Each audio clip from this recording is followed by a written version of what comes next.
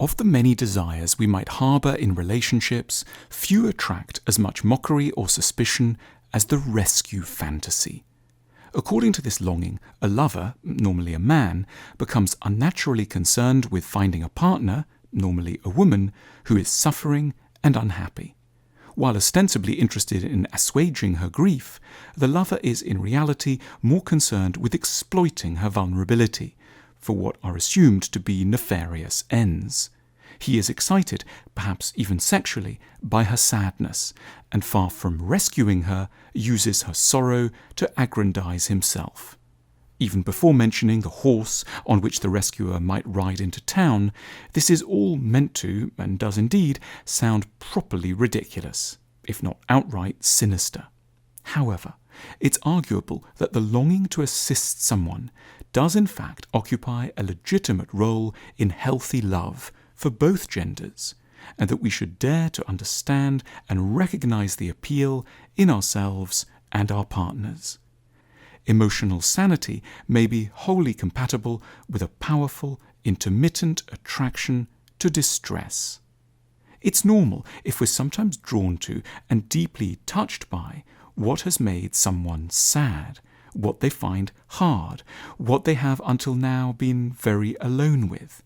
It is as we discover the fragile sides of someone that we have a sense of what separates them from casual acquaintances, and recognize, with relief and a sense of new loyalty, how much they share in our own confusion and pain. We can admire people for their accomplishments, their vibrant social life, or their buoyancy of character. But insofar as we love them, it's often because of bits of them that have known suffering, because moments of their childhood were difficult, because they can doubt themselves and are acquainted with melancholy and isolation.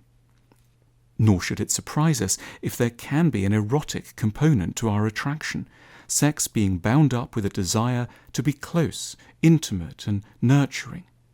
Unless a partner allows us to see their vulnerable core, it may feel as if there is nothing for our love to hold on to. It would be impossible to love an invulnerable person, only, at best, to feel happy for them. That said, there is a way in which the desire to rescue someone can go awry, when the intention is entirely asymmetrical, when we want to rescue but have a serious resistance to being rescued. It is, for some of us, a great deal easier to fall into the caring rather than the dependent role. So long as we are assisting someone else with their fears, insecurities, and shame, we can keep our own collection of vulnerabilities out of sight and mind. Perhaps in childhood we didn't have a chance to come to a good accommodation with our weakness. We lacked reliable nurture, had to be strong before we were ready, and now flinch at the prospect of opening up to someone who might betray us in the way we were once betrayed. In such circumstances, starting to look after a lover can provide a psychologically ideal scenario.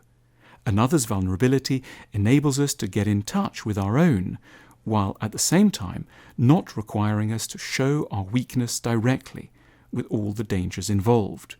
We can be vulnerable, as it were, by proxy. We can be weak via another, while at the same time shielding ourselves from the risks of abandonment and hurt. This suggests that healthy love isn't one in which the desire to rescue is absent.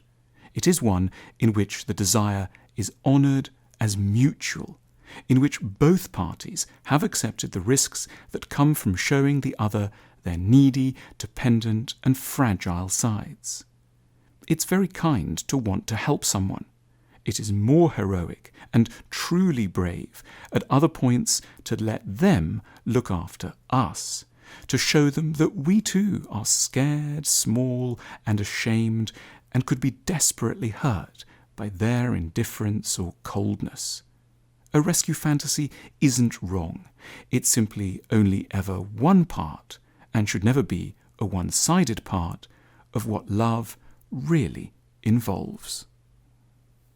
Please comment, like and subscribe, and take a look at our shop for more from the School of Life. To learn more about love, try our set of cards that help answer that essential question: who should I be with?